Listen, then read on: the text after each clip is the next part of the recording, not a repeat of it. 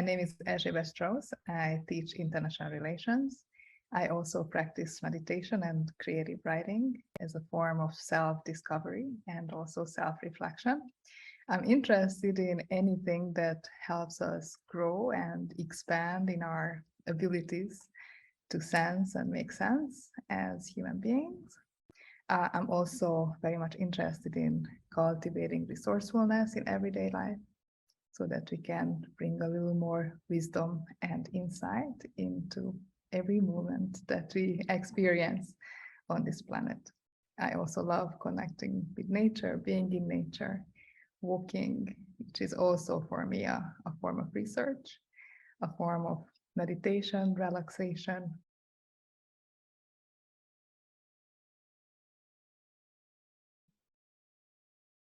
There's a great need for translators, mediators, new diplomats to step up and help us explore these connections so that our mind frames, conceptual frames, ways of thinking do not prohibit us in exploring beyond what we already know. That's where real knowledge making and sense making begins, when we are outside of our comfort zone.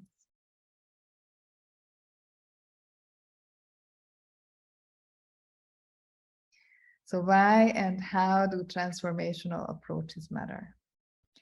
For me, in my pedagogical practice and research, I've been working at maybe 3 different dimensions where I felt that transformation was really necessary in how we related to what we were doing in and through our knowledge practices.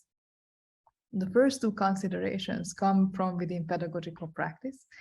Often I notice that students who enter the field of IR have wonderful ambitions of changing the world, but they do not necessarily see themselves as being important or relevant actors in making that happen.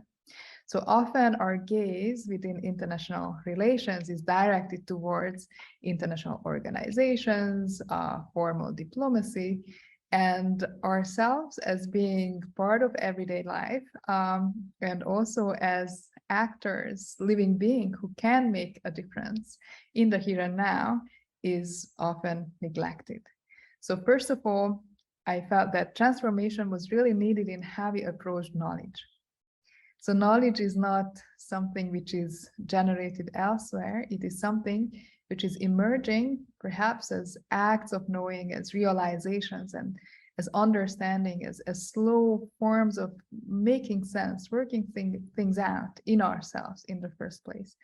And it is through this, through understanding our own sense-making processes, that we already are making a difference to how we inhabit this very moment, for instance, which does matter, maybe at a small scale, but we have to start small.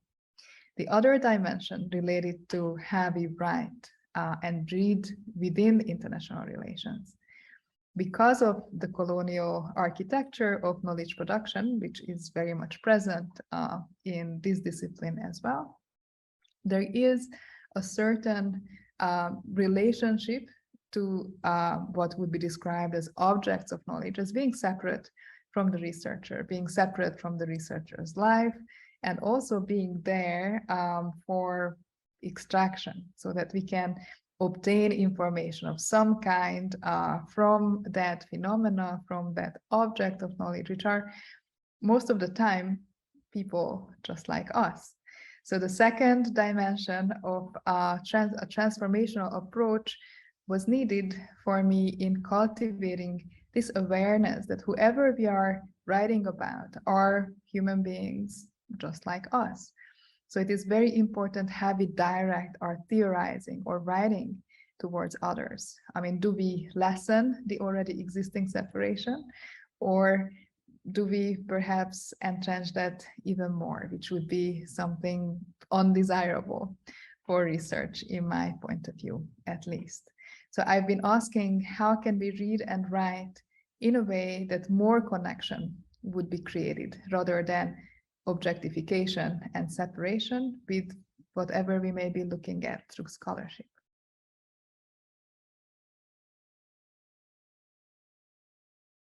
Portraits of Power project gave me a genuine and incredibly in-depth insight into how the organization has been working with migrant women and also some of their needs, considerations, and journeys. I believe this was a deep and transformational experience, not only for me as an academic and an educator, but also the students who participated in the class and were invited to contribute ideas to how a writing retreat could be designed in a fashion that participants themselves can then define the practices and processes through which they would explore the issues that they are interested in. This was an amazing experience for all of us to see that our job as academics or students is not to give people solutions, to tell them what to do, because that would have somehow presupposed that we would know better than how they would understand their own lives.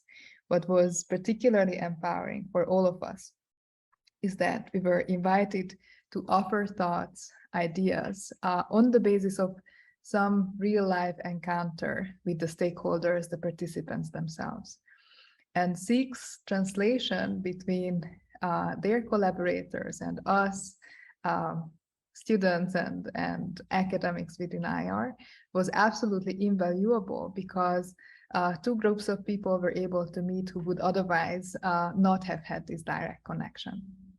So what was really important for me and incredibly valuable is to find these channels through which I could develop an understanding of how is it that what I've been working on could actually translate across different life experiences and different contexts.